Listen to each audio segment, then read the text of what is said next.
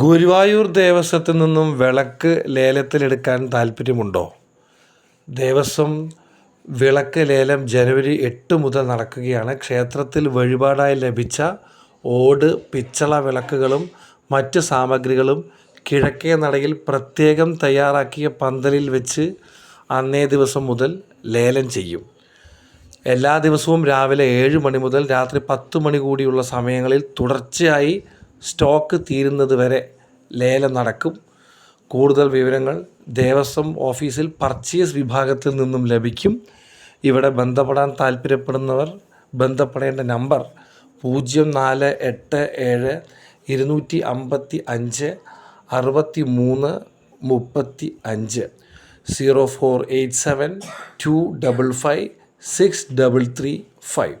അപ്പോൾ ക്ഷേത്രത്തിൽ വഴിപാടായി ലഭിച്ച ഓടോ, പിച്ചളക്കോ മറ്റ് സാമഗ്രികളോ നിങ്ങൾക്ക് ലേലത്തിൽ വാങ്ങാൻ താല്പര്യമുണ്ടെങ്കിൽ ഈ അവസരം പ്രയോജനപ്പെടുത്തുക.